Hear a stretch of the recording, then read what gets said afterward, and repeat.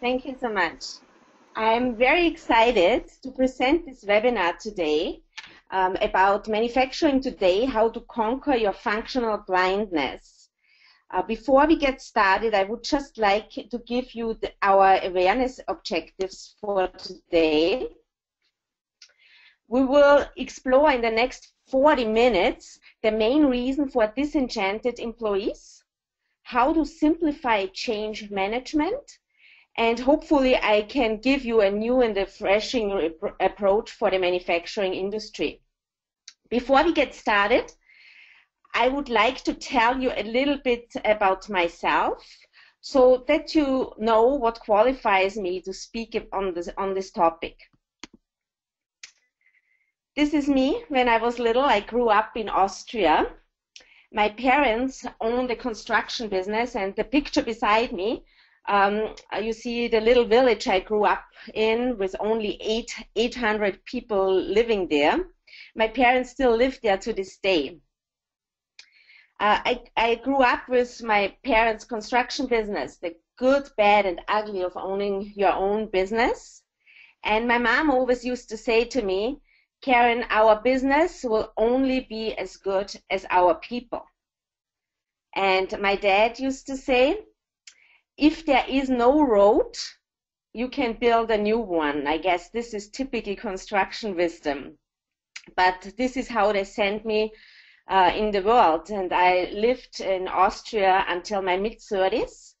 And about 13 years ago, I moved from Austria to Canada. And I started to work with a big manufacturing automotive supplier. And that's really where I discovered my passion for the people in the manufacturing industry. And after I lost my job by the end of 2006 due to restructuring, I started my own business. So I am an entrepreneur for the past 9 years, and my main focus is the people in the manufacturing industry and how I can help them to become better and to become the best that they can be. So everything I do is concerned in respect to leadership, communication, and motivation.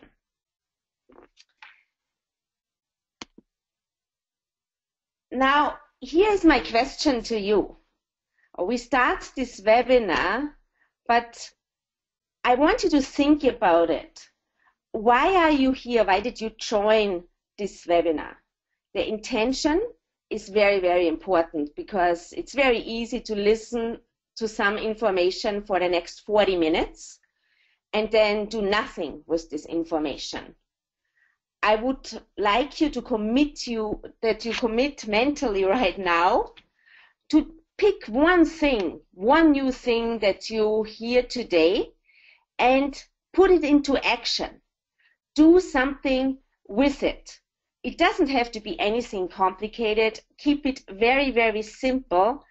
The important thing is that you take action where you say, wow, this is a good thought, a new idea.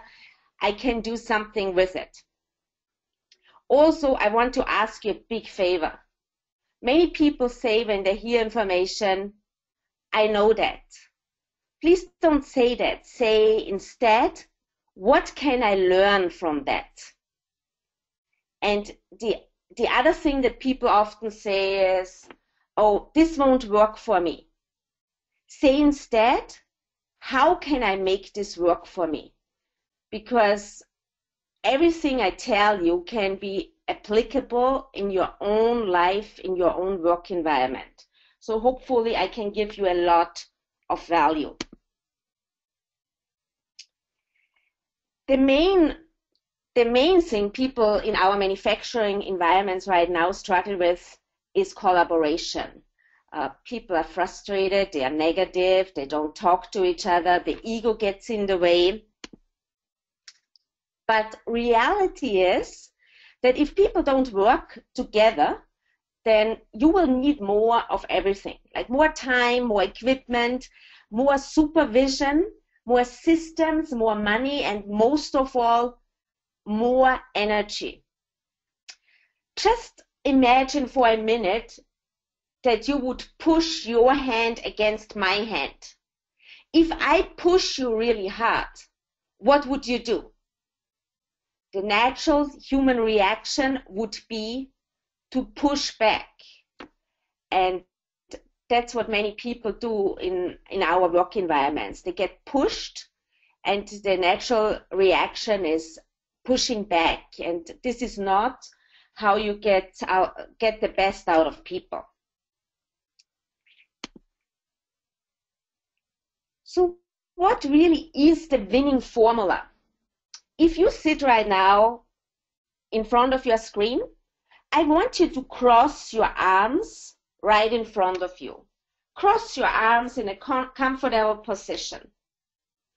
Now you will have either your left arm at the top or your right arm at the top. And this doesn't really matter, but now I want you to cross your arms the other way around. Now, how does this feel? If I could actually speak to you right now and if you could answer me, then you would probably say, oh, this feels awkward, weird, uncomfortable. I want to go back, crossing my arms how I usually do. And this is exactly how change makes us feel. We don't want to change. We want other people to change. But when it comes to ourselves, it makes us really feel uncomfortable. So at the end of this webinar, I really want you to know that you have a choice in everything you do on a daily basis. Every interaction with another person offers you the opportunity to think a little bit and then maybe respond in a different way like you would usually do. Because remember, our friend Albert Einstein used to say, doing the same thing over and over again and expecting a different result is the definition of insanity. So the winning formula really is that the actual situation is only 10%, but 90% is how you respond to it, because this will determine the outcome. Most people react because they feel, they have to give a very quick response, and very often, if we don't take the opportunity to think, the answer may not be the best one, and then we offend people. And from there, the relationship building doesn't go very well. So keep this in mind. The actual situation, whatever happens to you on a daily basis, is only 10%, but 90% is totally within your hands. Now take a look at the workforce engagement levels. So I'm not really sure how they look like at the other end of the world, but I have here a statistic from North America, like US and Canada to be specific. Only 31% of the workforce is engaged. What does this mean? Engaged means emotionally connected to the company, giving discretionary effort, coming up with ideas, being really excited going to work. And when people leave work, that they go actually home and speak about the company, how amazing it is to work there. Then 51% are not engaged. So what does this mean?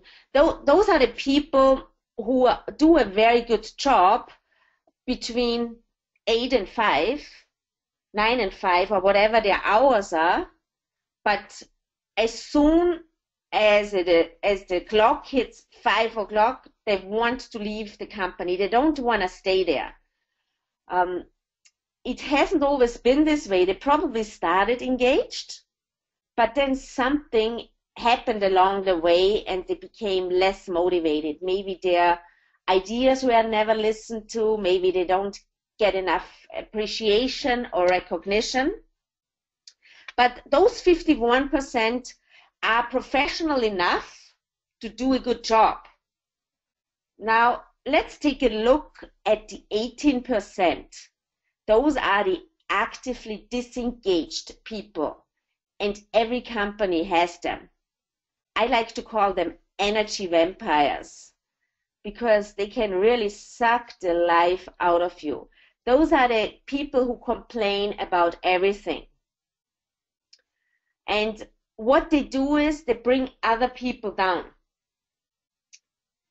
So this is the challenge that we face in our work environments.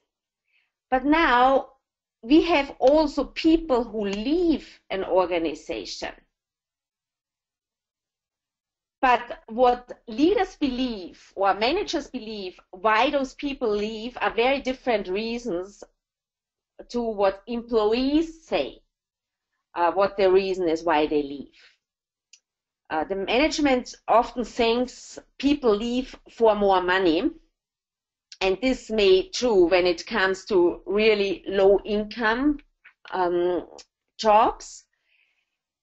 But the majority of the people really leave for other reasons. And there is a good saying that people, they don't leave a company, they leave their managers. And it's very, very important to take this into consideration.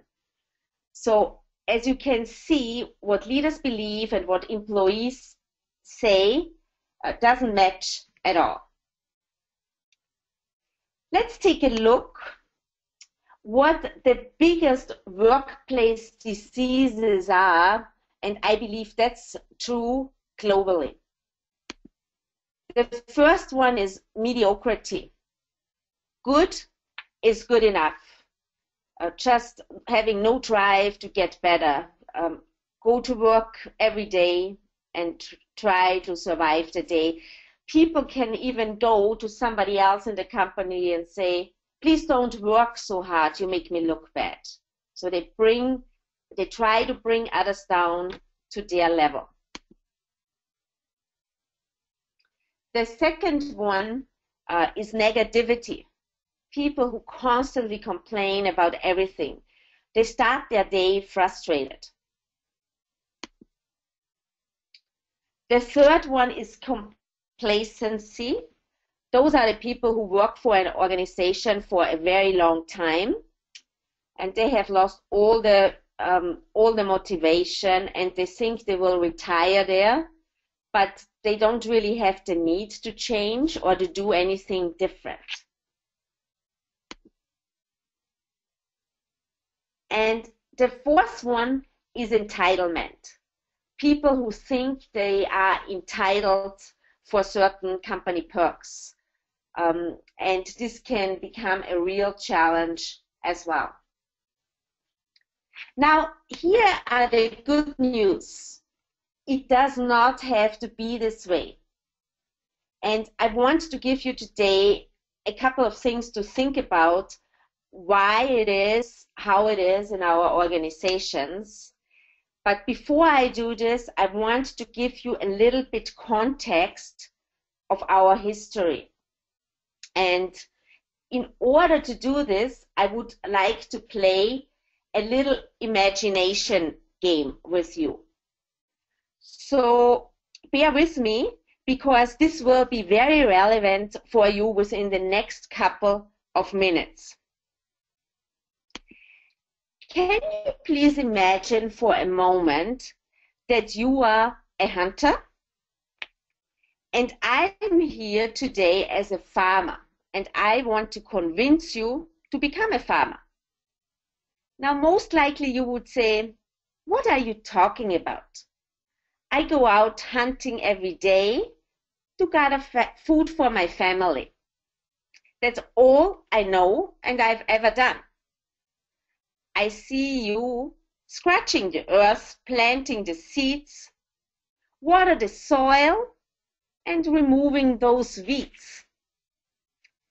I appreciate immediate gratification, and when I see your efforts, then I think this just takes too long. It takes forever. I don't have the patience to do that.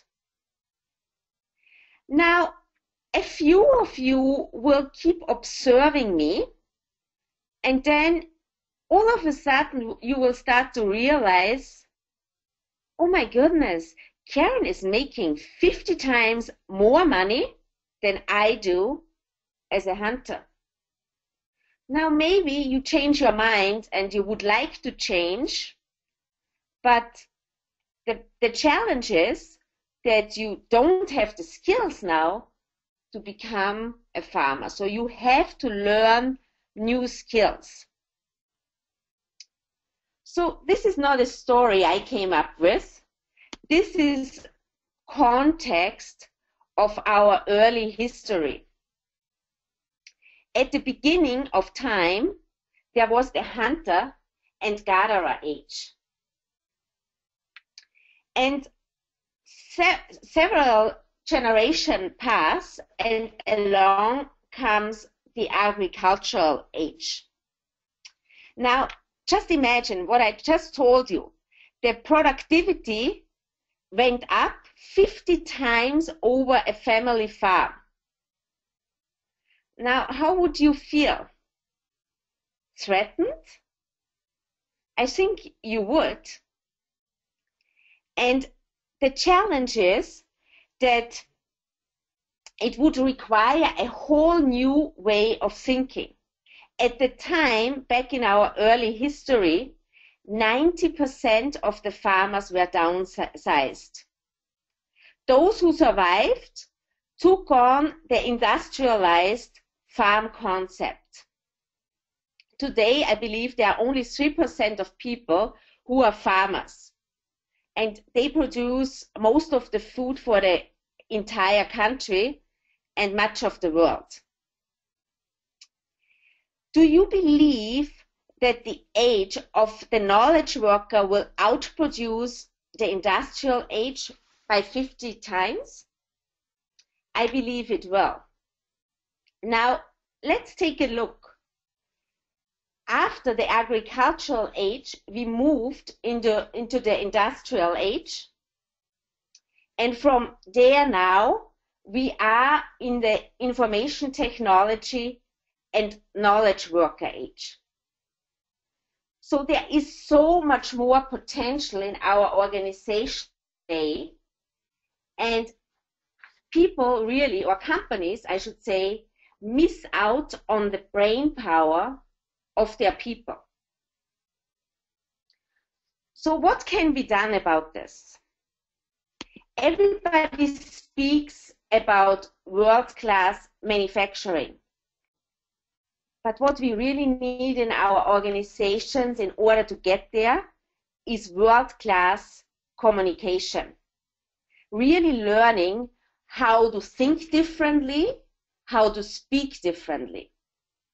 And this is not something that cannot be accomplished. I actually do believe if people have the willingness to have an open mind and to learn and to grow, this is actually very, very easy to achieve with the willingness to learn. What does it take? It takes working against the status quo. Even if you start alone, you will get more and more people on your side who will help you to bridge this gap. But many people in our organizations, they run out of hope and they think they can't change much. But think about it. Nobody can do everything, but everybody can do something. So it's all about you looking on how you can make a difference within your immediate circle of influence. It doesn't matter if you are a manager, a worker on the floor, somebody in the office. Everybody can influence others by demonstrating the right actions. we need definitely management encouragement. In many companies, they tell me that they want their employees to think different, but in reality, very often, they don't want that people think differently than they do. And I hear it over and over again in manufacturing environments that workers tell me, Karin, I would know how to improve things. And I ask them, so did you tell somebody? And they say, no, because nobody listens to me.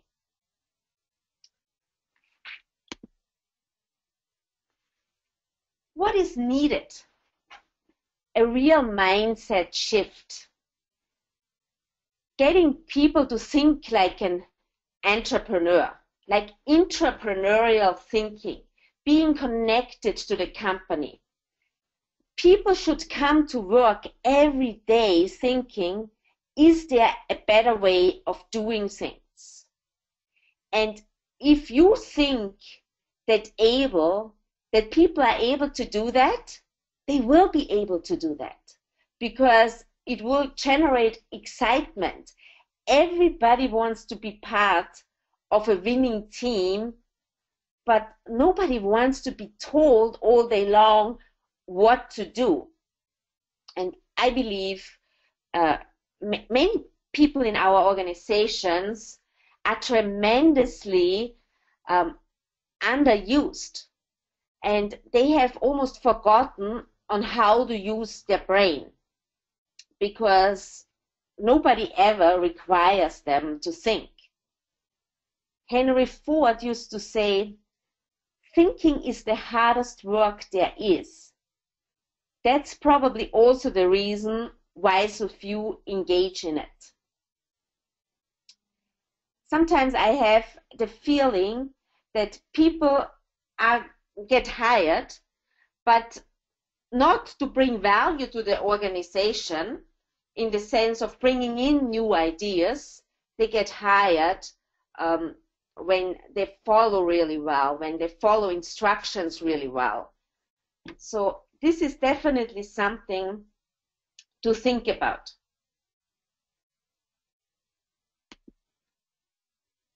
Now, let me tell you the story of excellence and mediocrity. Let me ask you, do you have people at work who just try to survive the day and do the bare minimum? I'm sure you know some of those people. But on the other hand, do you have people there who are willing to go the extra mile, who show initiative, who are outstanding workers? I'm sure you know those as well. Now here is where it goes terribly wrong. Both of them, excellence and mediocrity, coexist without being noticed. So basically, those two people come to work. The person who is an excellent worker never hears what he does well and how it is appreciated.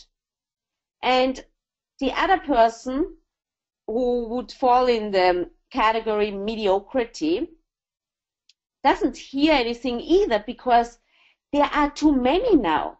There are so many people on the level of mediocrity that management feels it's impossible to address it. Now, here is what I believe. There is a disconnect because we have to stop controlling people and start cultivating them. So what does this mean? I said at the beginning of this webinar that it costs a lot of money when you have to have a lot of supervision. In many companies, they have a lot of supervision. They have top management team, then they have the general manager, then they have the plant manager, then they have the supervisors, the team leaders. Sometimes they even have team coordinators on top of it. And all of this costs a lot of money. What do I mean by cultivating people? I mean cultivating the behaviors that you would like to see in people. Educate them. Now, you can say to me, how can I do that?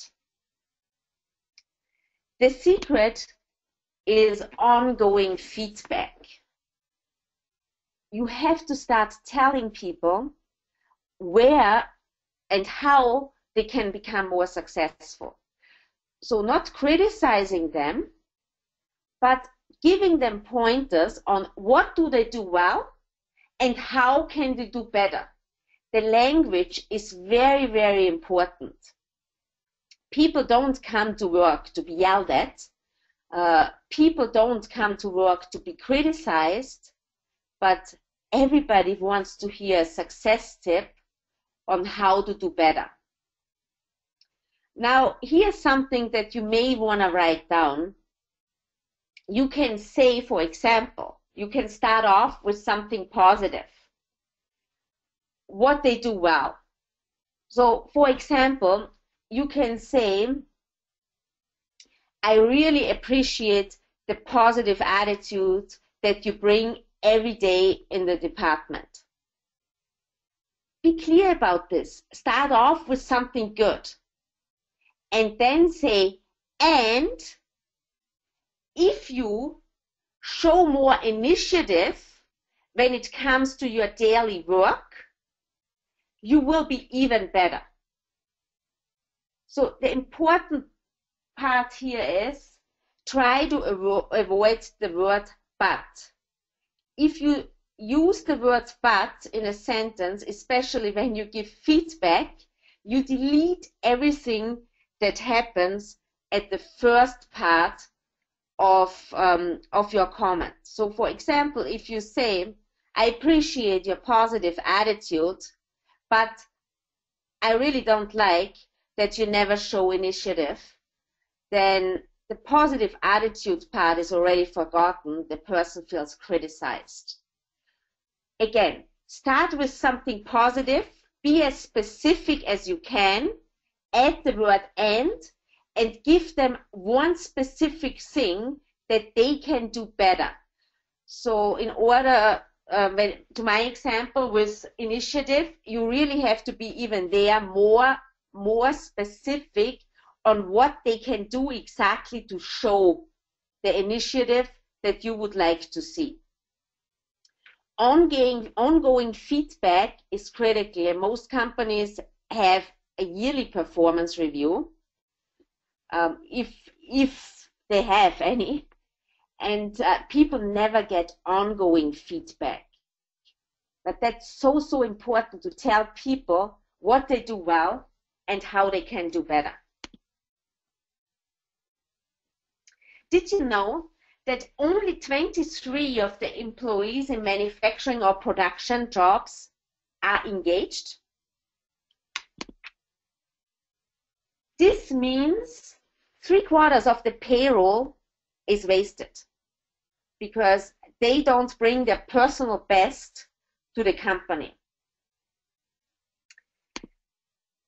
Now, what's the new currency in our work environment? It really is human potential.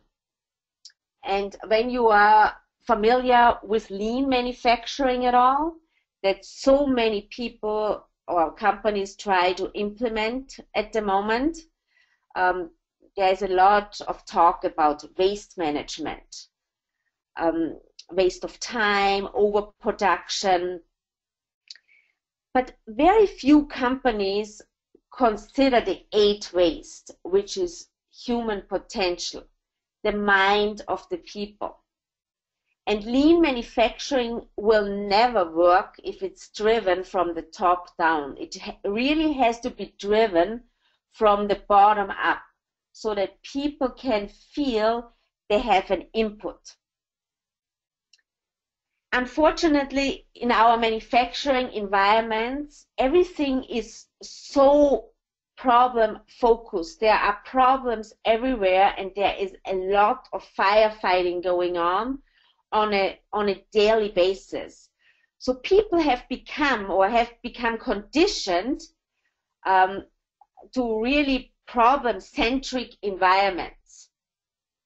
And this is also the reason why I entitled this webinar, How to Conquer Functional Blindness, because it's not that the people in our organizations cannot solve the problems. It is that they can't see anymore, because there are so many problems on a daily basis. There is so much firefighting. There is so much stress. And unfortunately, most people in management, they think they have to do it all alone. So I'm speaking to you right now. If you are in management, please don't think that you have to do it alone. Engage your people, involve them, ask them questions, and you will see it's amazing what people can do and how they can contribute to the organization. First of all, it is critical to know what you want. Most people know what they don't want, what they don't like, and what they don't have. Write down on a sheet of paper, what do you want? What behaviors would you like to see? What does your ideal employee look like? What is your ideal day? How would you like to start your day? You have to see it first in order to make it actually happen. Then I want you to think about positivity. And let me get this straight from the get-go. I'm not saying you should go to work and say everything is just wonderful and everything has to be looked at in like not acknowledging the problems. This is not what I'm talking about. But everyone on your team has to understand that the only thing they have 100% control over is their own attitude. Remember what I said at the beginning about choices? So what you focus on is what you will get. If you focus on problems, you will get more of them. If you see problems as simple situations, then you start looking at the opportunities behind the problem. So you really have to train your mind to see the good in every situation. If something bad happens, start thinking, what's good about this? You can do the same with people. Try to see the good in every person. Every person has a positive and every person has a shadow side. So try to train your mind to see the good. The second one is clarity. How do you express yourself? Are you clear enough? You would be surprised how many people in manufacturing environments do not know what's expected of them. And it can be very difficult to express what we want, especially if we don't know what we want. And it seems to become even more challenging if we want other people to understand what we want. The same with me here. I offer this webinar today, and I don't know how many people attend, but everybody will walk away from this webinar and gets a different message. This is the challenge with communication, because we base everything on our past experience, on our beliefs, and we choose to take from it what makes the most sense or matches the most our experience. Here's an interesting statistic for you. 85% of your financial success is due to your personality and ability to communicate, negotiate, and lead. Shockingly, only 15% is due to technical knowledge. So what I'm trying to say here is there are many people out there who are professional engineers, people who work in IT, people who work in HR, people who work in the quality department, but very, very few of them are excellent communicators. Now, think about how can you help your team to become better communicators? What can you do yourself to become a better communicator? Because this is not only helpful in your professional life, this is also extremely helpful in your personal life when you communicate with your spouse, with your children, with your relatives, with your friends. The third one is your identity. What do you believe? Behavior change is based on a person's identity. Every person has certain beliefs about themselves. If you believe that you are not a people person, you are right. If you believe that you can develop better people skills, you are right as well. You can choose what to believe. And that's pretty awesome. But in order to change your beliefs, you have to start thinking different thoughts and actually say, I can learn that.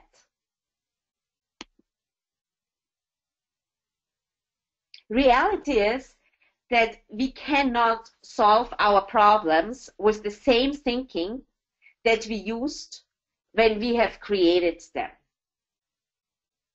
And that's very, very important to understand.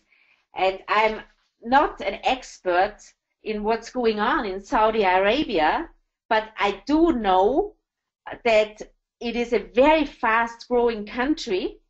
And I saw a statistic that in the manufacturing sector, there is predicted average one-on-one growth of 7.5% until 2018. So there is a lot of opportunity. But what we have to consider is that only of the best will be relevant going forward. And only the companies who get the people process right will be able to engage people to become more creative, to become more innovative. And that's really what our future is all about.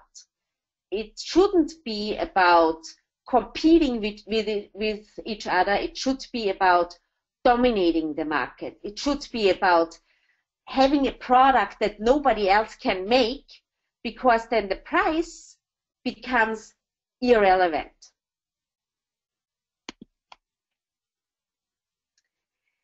Management is supposed to balance people and process. In most manufacturing companies, the focus is more on the process than on the people. Now, as long as we don't understand that production is 90% people and only 10% process, we will continue to have these problems. Why do I say that? Why is the process only 10%? Because it's the people who are supposed to continuously improve the process. Every day they should come to work saying, is there a better way? How can we improve the process? This is what standardized work is all about. It's the best, it's doing the best with what we know today, but continuously looking for a better way of doing things. Now, I promised you at the beginning of the webinar to tell you what is really the number one reason for disengaged employees. And The number one reason, here it is respect for people. I encourage you to look at the very basics. Look at, do you greet people on a daily basis? Do you say please? Do you say thank you? How do you respect your people? I personally believe the highest form of respect that you can give is allowing people to use their brain. Ask them questions. Engage them. Let them help you. You don't want to create robots in your company. You want people there. You hired them for a reason. So utilize them and get their ideas. I believe every single employee has a $50,000 idea, a minimum of $50,000 in his or her head. And it is your job to get those ideas out of them. But remember, for the people, this is a discretionary effort. They don't have to give you this effort. The environment has to be right for people in order to be creative. Now, we are almost at the end. I encourage you to keep it simple. I gave you a lot of information in the past 40 minutes here. But what should you really focus on? First of all, awareness. I want you to be aware. Go back to your company. Start looking in people's faces. How do they walk? How do they talk? How do they interact with each other? What is the atmosphere like in your organization? I always say when I go to a company, I can pick up the energy that is in the company within 5 minutes. If people just walk by me and they don't greet me, I know exactly what the culture is look like. So start observing this. Be aware. The second one is self-improvement. You know how we talked about Kaizen in lean manufacturing? Which is continuous improvement. Improve yourself.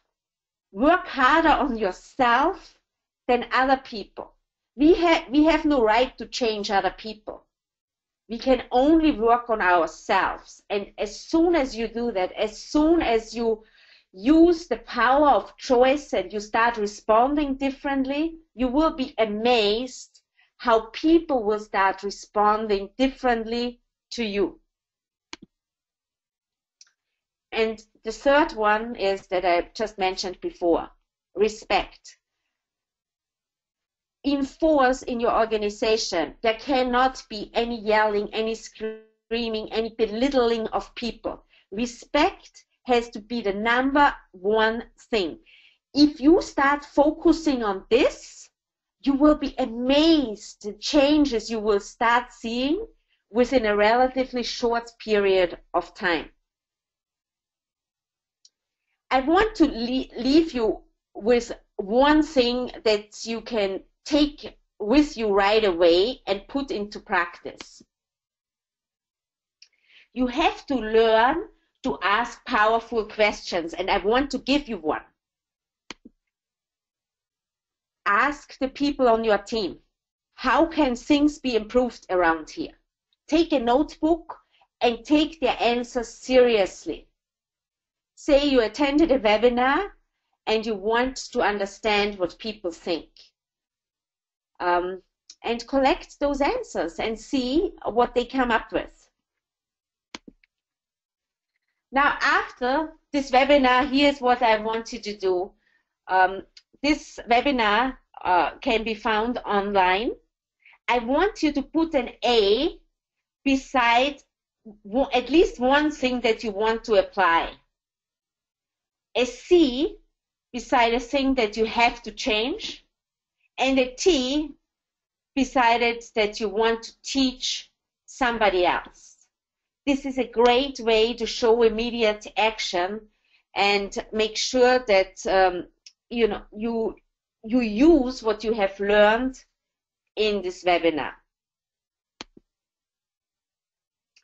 If you enjoyed it, I ask you to look me up online, Karin Lindner, Carico Performance Solutions. Find me on LinkedIn. Connect with me on LinkedIn. I would love to hear what you thought about my thoughts, about my ideas. That's really, really important for me. As much as I told you, feedback is important. It's also important for me to receive the feedback from you. So hopefully you connect with me. Finally, I want to leave you with a final thought. Progress is impossible without change, and those who cannot change their minds cannot change anything. By George Bernard Shaw. So that's it. Thank you so much for having me, and I'm open for any questions that you may have.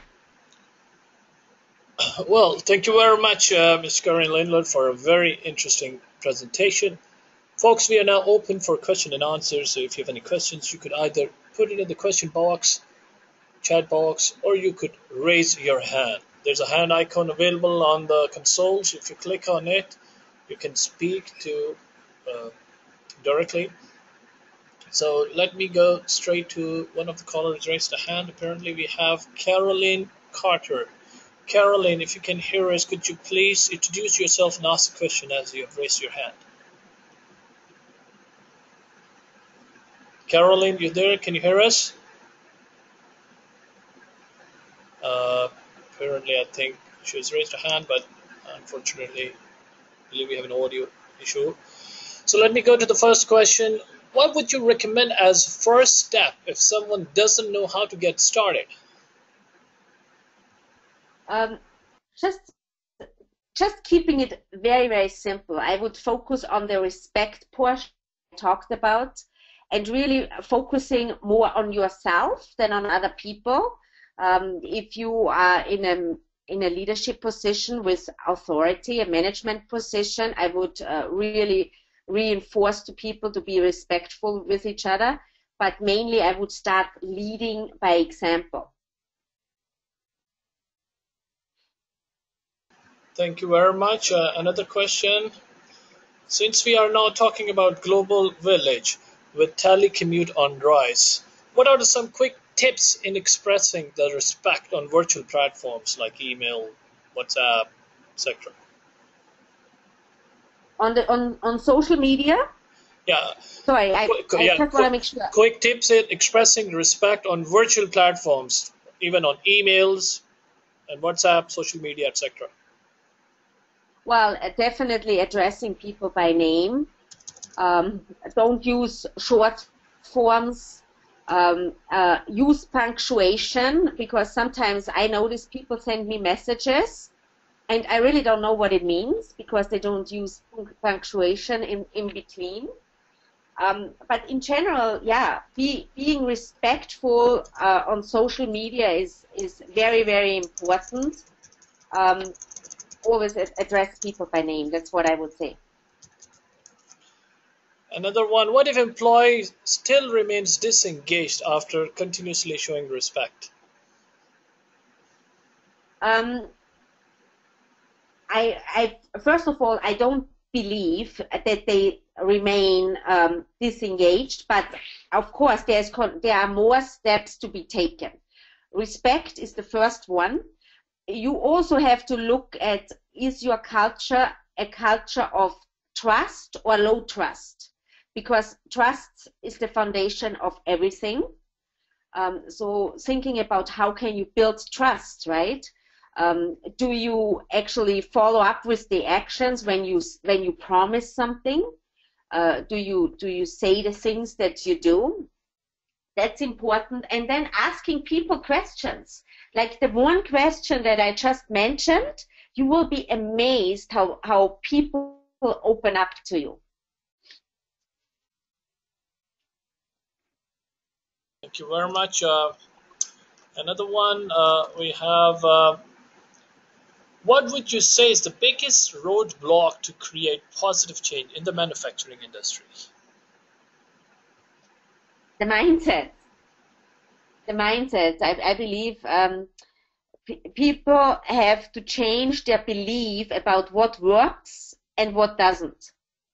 That's one of the biggest hurdles to overcome. But if you think about where beliefs come from, they come from our upbringing, they come from people we trust, and in most manufacturing environments, we have created a tremendous codependency, which means people don't move before we tell them to move. So it's just about being open and say, wow, I have to try a different way of doing things and just see where it takes you.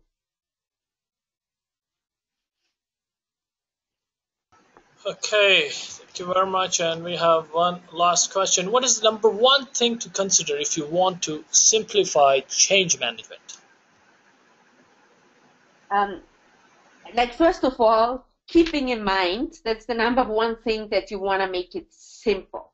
Everybody can make things complicated, but it's very, very challenging to keep things simple, which means, again, simplifying change management means start focusing on yourself first. We always want other people to change. We don't want to change ourselves. Explore how it is when you start doing things in a different way, and share your experience with other people. And I also would say focus on your immediate circle of influence, because many people say, wow, I cannot change anything because of management, top management. I cannot change anything because of that. They start blaming. But I want you to remember that as soon as you start blaming things on outside circumstances, you disempower yourself to create the change that you would like to see. Perfect. And we have just one last short question. In your view, is the corporate world today heading towards simplicity or complexity? I think it's heading to simplicity. If you think about lean manufacturing, it's all about simplifying the process, getting waste out of our companies. So I believe the companies that manage to keep things simple, and even in change management, like some companies, they have an action plan with 50 items. I encourage you to focus on only one thing, what I just told you. Focus on one question, for example. And if you start making this part of your routine, move on to something else. Don't make it a complicated process, because then you cannot follow through on creating the change. Perfect. Well, thank you very much for a very, very intriguing presentation, rather. So, any concluding remarks that you would like to have before we dismiss our discussion? No, I would just like to thank you for having me. I always enjoy human interaction more than speaking to my screen, to be honest. But I really enjoyed it, and I hope many people found the information valuable. Thank you. Thank you very much. No, we really equally enjoyed it. So thank you very much, Ms. Karin, for this interesting presentation. I really want to thank you on behalf of the Madinah Institute for Leadership and Entrepreneurship for your time and for your willingness to deliver this live webinar on this platform. So we really appreciate and really grateful to you. Thank you very much. Thank you all of those who participated in this webinar. Please stay tuned to webinar.mile.org to access the recorded version and to learn about our upcoming webinars. So with that note, we would like to end this webinar. You all will be